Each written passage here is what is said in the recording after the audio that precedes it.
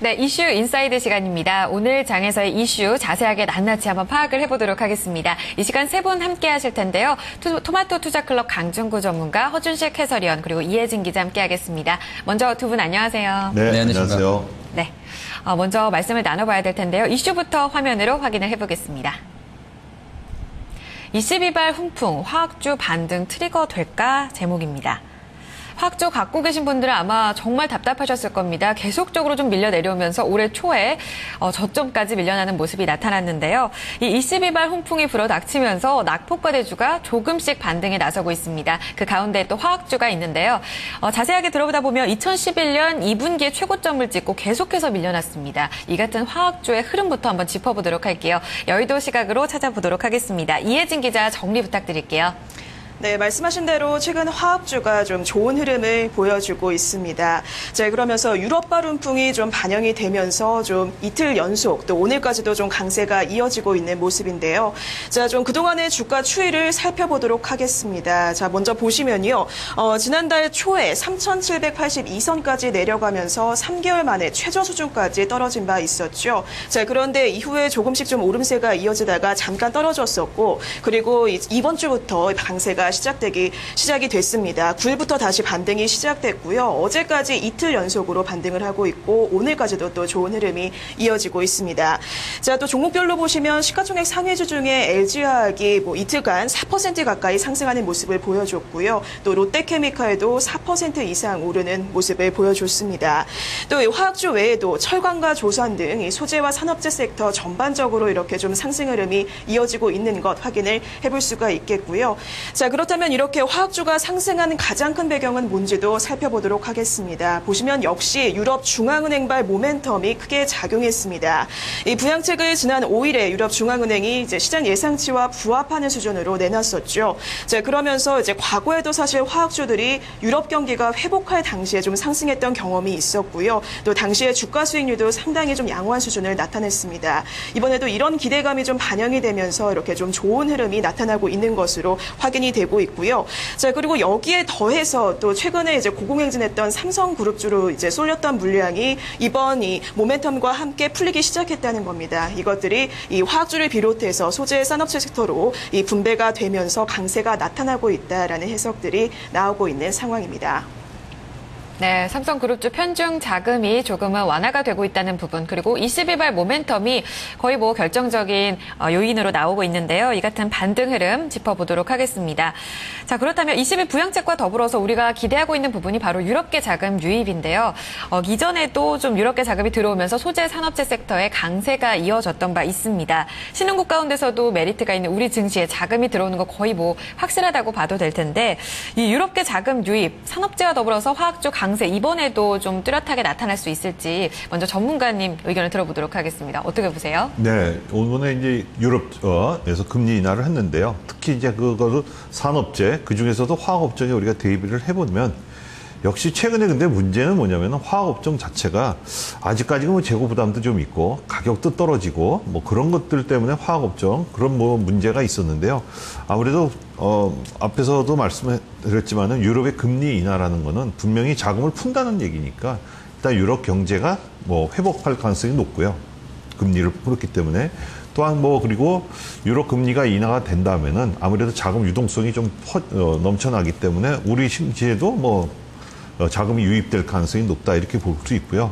기본적으로는 자금이 유입된다는 면보다는 유럽이 그 경기가 좋아지고 그러함으로 인해서 중국이 최근에 또 5월달 수출이 좋았지 않습니까? 7% 정도 상승을 했는데 그러한 중국이 또 경기가 좋아진다. 그래서 이러한 것 때문에 지금 아주 상당히 나쁜 화학업종이 좀 경기적 측면에서 좀 좋아지지 않을까 이렇게 보시면 될 것 같고요. 일단 그 수급적인 측면에서 금리 인하 때문에 유동성이 늘어나기 때문에 돈이 들어올 것이다. 그러니까 유럽의 확정적인 그 통화 정책이 우리나라에 상당히 플러스가 될 것이다. 그 과거의 예를 보면은 한국 증시 매수했습니다. 유럽계 자금이 인하되고 이러면 그래갖고 증시도 상승을 했고요. 하지만 최근에 이제 금리 인하가 유럽이 쪽에서 11월 달에 있었는데요. 작년 11월 달에 그 경우에 있어서는 금리 인하한 순간에 거꾸로 순매도를 했습니다. 그러니까 별 효과가 없었다는 거죠. 근데 작년 11월은 조금 다른 이유가 7월 달부터 9월 달, 10월 달 사이에 외국인들이 그 전에 매수가 상당히 많았고 또 산업재 소재주들이 또 상당히 상승을 했고 그런데 그 와중에 이제 금리 인하를 예상을 하고 상당히 매수를 했던 거죠. 그렇기 때문에 막상 금리 인했을 때는 거꾸로 매도 막 그렇게 해서 상승폭이 좀 제한이 됐었고요. 그렇게 봤을 때는 최근에 이제 산업재가 주가가 상당히 안 좋지 않습니까? 그런 상태에서 금리 인하가 이번에 발표된 거는 그때랑은 좀 작년 11월 달과는 다르게 이번에는 좀 긍정적인 요인이 많이 미칠 가능성이 높고요. 그렇게 했을 때 유럽계 자금이 만약 금리 인하나 유럽계 자금 유동성이 풍부했을 때 우리 시장에서 어떤 걸 많이 샀느냐. 사실 화학보다는 조선 쪽입니다. 조선을 제일 많이 샀습니다. 왜냐하면 선박금융이나 뭐 이런 쪽이 좋아질 가능성이 높기 때문에 조선주를 많이 샀는데요. 이번에는 제 생각이 그렇습니다. 조선, 운송, 화학 뭐 전반적으로 산업재 조금 영향이 받지 않을까 이렇게 보고요. 그러면서 뭐 금융도 포함해서 그런 면에서 금리 인하가 조금 영향을 미칠 수 있다 이렇게 보는데 일단은 5일날 금리 인하했는데 오늘까지 봤을 때는 외국인들이 매수가 들어오고 있더라고요. 그래서 조금 긍정적으로 추이를 좀 봐야 되겠지만 좀 긍정적으로 봐도 되지 않을까 이렇게 생각합니다. 네, 조금 더 지켜봐야겠지만 일단 긍정적인 효과를 예상을 해주셨습니다. 그리고 말씀하셨다시피 사실 직접적인 연관관계가 있는 부분이 바로 유럽의 경기 회복이 이 화학주 실적 개선으로 이어질 수 있다는 부분인데요. 이 부분을 살펴보도록 하겠습니다. 과거에도 유럽 경기 회복과 더불어서 화학주 실적이 좀 개선됐던 그런 밀접한 상관관계를 볼 수가 있었는데요. 허준식 해설위원님, 이번에도 기대할 수 있을까요? 네, 일단 중국을 좀 먼저 이야기를 해볼게요. 중국은 전체 수출 중에 이제 17%가량을 유럽연합에 하고 있습니다. 그러니까 이제 유럽이 경기가 안 좋으면 중국 수출도 안 좋아지고 이제 이런 경로를 통해서 역으로 이제 중국 경기가 안 좋으면 또 우리도 안 좋아지는 그런 상황인데 중국은 4월까지 이제 누적으로 우리나라 수출 중에 4분의 1을 차지하고 있는 이제 주요 교역국 으로 올라와 있습니다. 우리나라는 이제 유럽연합으로 수출 비중은 8.8%밖에 안 돼서 중국보다는 낮은데, 그러니까 중국으로의 수출보다는 낮은데요. 중국이 유럽연합하고 잘 연결이 돼 있고 해서 유럽이 잘 되게 되면 결과적으로 우리도 좋아질 수 있는 그런 구조인 것 같습니다. 그리고 이제 유럽과 화학주 실적의 상관성은 지금 유럽과의 직접 연관성보다는 앞서 말씀드렸던 중국을 매개로 한 중국 경기에서 찾아봐야 될 것 같은데요. 최근에 하이투자증권이 최근 중국의 화학섬유의 경우에 최근 2개월 동안 유럽향 수출이 개선되고 있다고 했는데 일단 이번에 나온 유로존의 경기 부양으로 유로존이 좋아지게 되면 이 중국의 유로존 수출도 늘면서 경기가 좋아질 것이고 역시나 앞서 소개해드린 채널상으로 우리나라 역시도 대중국 화학 수출이 늘지 않을까 하는 기대감 정도는 가져볼 만하겠습니다. 네, 그 부분을 조금 더 한번 자세하게 들어봐야 될 것 같습니다. 일단 중국 경기와는 조금 더 밀접한 관계가 있다라고 말씀해 주셨는데요. 수출이 개선됐지만 중국이 경기가 이 하반기에는 다시 한번 또 침체기를 맞을 수도 있다라는 전망들도 나오고 있습니다. 이 때문에 미니 부양책이 나올 수도 있다라는 얘기가 나오는데 이렇게 되면 또 얘기가 달라질 수도 있겠죠. 전문가님, 이 3, 4분기에 이 중국 경기와 더불어서 화학 업황이 좀 호조가 될 수 있을지 어떻게 보세요? 제 생각이 그렇습니다. 중국이 지금 부양책을 대규모로 쓰기에는 지금 아직은 아닙니다. 왜냐하면은 원래는 3분기 정도에서 쓸 가능성이 높았는데 구조조정이 조금 딜레이 되다 보니까 막상 3분기에서는 지금 과감한 경기 부양책을 쓰기에는 좀 보니까 뭐 미니 부양책을 뭐 쓸 수는 있겠지만 하지만은 IMF에서도 이번에 얘기를 했지만은 중국의 경제 성장률 7.5%에서 7%로 낮춰라 이렇게 얘기를 했거든요. 그 얘기는 아직까지는 중국 경기가 돌아서기는 좀 어렵다 이렇게 봐야 되는데요. 중요한 거는 이 시점에서 수출이나 뭐 이런 것들 좀 이렇게 어려운 시점에서 유럽이 금리 인하를 해줬다는 거는 분명히 중국에서 유럽에 수출하는 물량이 상당히 많거든요. 그렇다 그러면은 중국의 숨통이 중국 내부의 그 부양책보다는 외부에 의해서 조금 숨통을 틀 수 있지 않을까 이렇게 생각을 하고요. 근데 사실 화학업종 같은 경우는 사실 중국에서 약간 공급 과잉이거든요. 그래서 그 구조조정 와중에서 조금 숨통을 터주는데 이게 사실 뭐 경기 측면에서 좋긴 하지만 조금 더 뭐 중국 업체들이 구조조정이 된 다음에 이 일이 터졌으면 더 좋았을 가능성도 높기 때문에 그게 뭐 지금 일단은 선진국의 경기가 좋아진다는 건 분명히 플러스 요인이긴 하지만 그게 전반적인 화학업종 지금 구조적인 문제에서 있었을 때는 조금 더 매를 맞고서 이게 좀 나왔으면 좋았는데 좀 조금 어쩔 수 없지 않습니까? 또 경기가 좋아지면 좋아지면서 그래서 뭐 지금 그런 면에서는 뭐 이게 꼭 좋다고는 볼 수는 없지만은 어쨌든 간에 유럽 경기나 금리 인하나 양적 완화, 유럽 경기가 좋아지는 것은 우리한테 화학업종, 특히 산업재한테 이런 것들한테 좀 긍정적이다.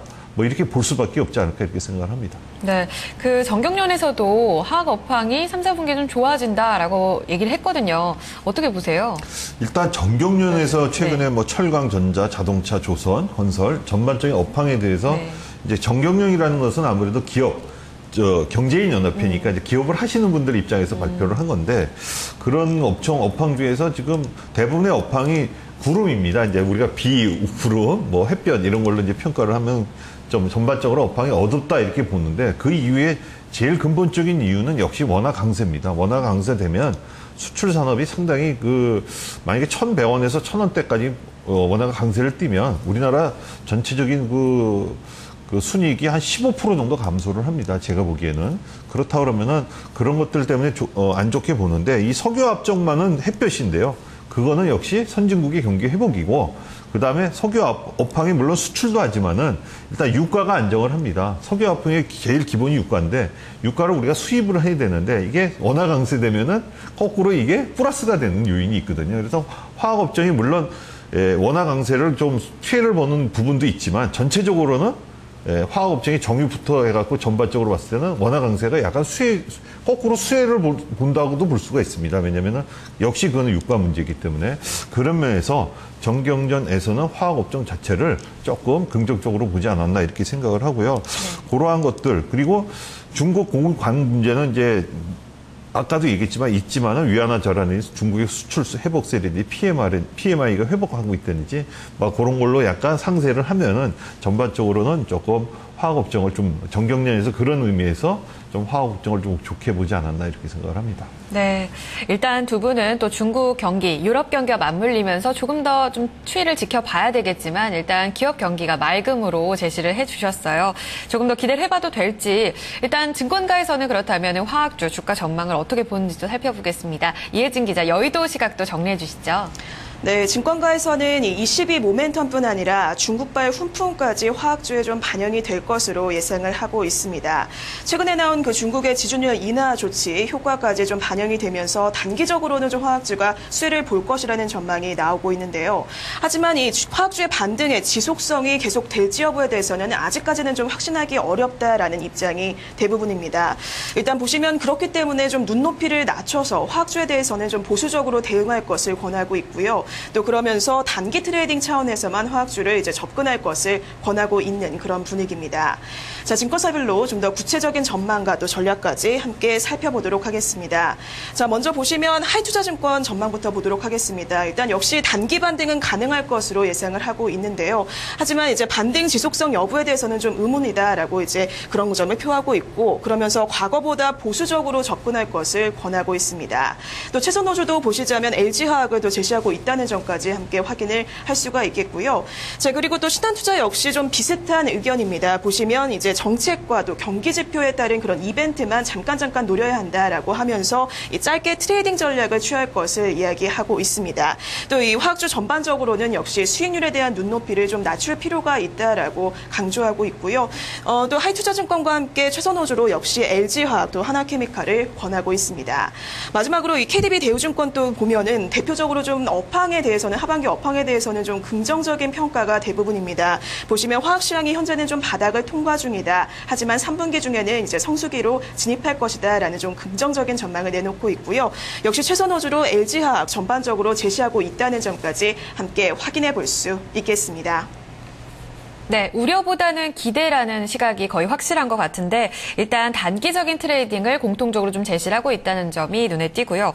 또 보수적인 대응을 좀 권유하고 있습니다. 최선호주로는 공통적으로 LG화학에 주목을 하고 있습니다. 두 분은 어떤지 들어보도록 하겠습니다. 허준식 해설위원님, 네. 일단 단기적으로만 오른다는 시각에 좀 동의하세요? 일단은 뭐 좀 더 갈 수 있을 것 같은데요. 아까도 이제 말씀드렸던 중국 경기 상황이 아주 중요한 포인트인데 화학업체들이 이제 물론 이제 제품별로 좀 다르긴 한데요. 어떤 일부 제품 같은 경우는 전체 물량 중에 한 8, 90%가 다 중국에 수출되고 있거든요. 우리나라에서 만들어진 거에. 평균으로 보면 한 50% 이상은 한 5, 60%가 중국으로 수출이 되기 때문에 중국의 경기 상황이 아주 중요한 포인트입니다. 근데 지금 중국이 이 원재료 수입한 이후에 완제품 만들어서 수출하는 그 가공무역보다는 내수 확대 정책으로 가고 있다는 그런 상황들, 그러니까 완제품 직수입이 늘어나고 있다는 전망들이 나오면서 그 원재료 수출업체들이 실적 우려가 형성되고 있다, 이런 부분도 좀 고민해야 될 포인트인 것 같은데요. 그럼에도 불구하고 최근에 뭐 중국 수출 실적이라든지 그 PMI, 제조업자들 설문지수가 잘 나오게 되면서 점차 개선 신호가 나오고 있기 때문에요. 물론 이제 계절성으로 한 6, 7월, 그러니까 6, 7, 8 정도 한 3개월 반짝하고 또 꺾일 것이다라는 우려도 있습니다만, 어쨌든 당분간은 화학주는 좀 더 이제 중국 경기 모멘텀에 기대서 좀 기대를 해봐도 될 것 같고요.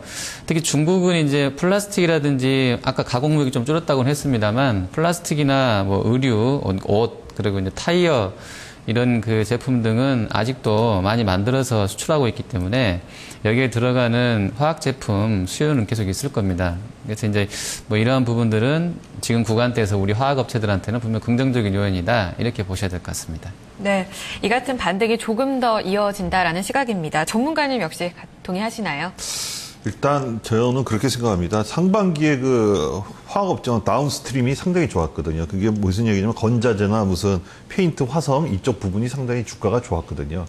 근데 그것들이 뭐냐면 화학 원료를 이제 기반으로 해서 이제 생산되는 업종들인데, 그런 다운스트림이 이제 가격, 화학 업황 자체가 싸게 사갖고 비싸게 파니까 좋았는데, 그러한 영향이 하반기에는 지금 업스트림, 그러니까 즉 화학 업종에 조금 니네들 돈 많이 버니까 우리 제품 좀 비싸게 사다라, 이렇게 얘기할 수 있거든요. 그래서 그런 것들로 조금 긍정적인 면을 찾아볼 수 있고요. 그다음에 분명한 것은 화학 업종이 지금 확 돌아간다, 이렇게는 보지 않습니다. 제가 보기에는 중국 우려가 상당히 공급 과잉이라든지 뭐 여러 가지 문제가 있는 건 확실하고요. 그리고 가격도 부진합니다. 근데 그러한 것들은 벌써 시장에 벌써 다 반영이 됐다는 시각이고요. 지금은 뭐냐면은 그러한 것들이 반영된 시장에서, 그러니까 밸류에이션이 낮아졌지 않습니까? 화학업종이. 그런 상태에서 지금 유럽 경기 부양이라는 얘기가 나왔기 때문에 바닥을 친 거 아닌가, 이런 생각을 좀 갖고 있고요. 그래서 그렇다면 주가가 조금 우상향으로 좀 가야 되는 거 아닌가, 이렇게 보고 있는 것 같고요.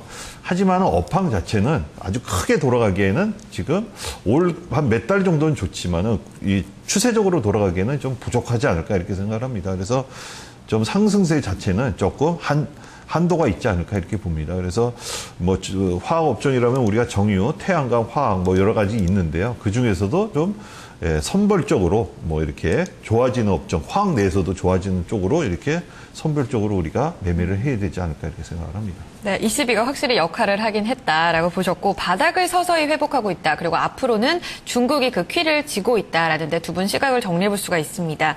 이 선별적인 투자도 얘기를 해주셨지만, 최선호주를 증권사에서는 LG화학을 공통적으로 보고 있습니다. 전문가님 어떻게 보세요? 저는 일단 그 롯데케미칼 좀 주목하고 있는데요.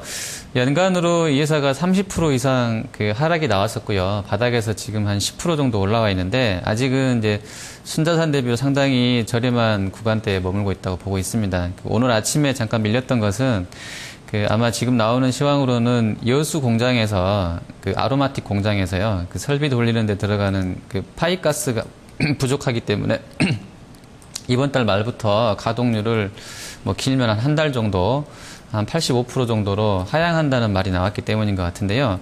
뭐 이게 아주 큰 악재는 아닐 것 같고요. 연구원들하고 통화해 보니까 이제 뭐 한 달 정도 지나면 다시 또 재가동될 수 있다, 완전 정상화될 것이다, 이야기하고 있습니다. 그리고 지금 목표 주가는 개인적으로는 한 22만 원 정도는 간다고 보는데, 최근에 동양증권 쪽에서 PBR 이야기하면서 5년 평균치를 이제 1.5배 잡았기 때문에 1.5배로 계산해 보면 단순하게 한 27만 원까지 나오더라고요. 근데 지금 구간대에서. 근데 27만 원까지 돌아서기에는 아직은 좀 글로벌하게 선진국이나 또 중국 경기가 좀 확인돼야 될 부분이 있고 해서요. 개인적으로는 한 20만 원 초반대까지 정도는 가능하지 않겠나, 이렇게 보고 있습니다.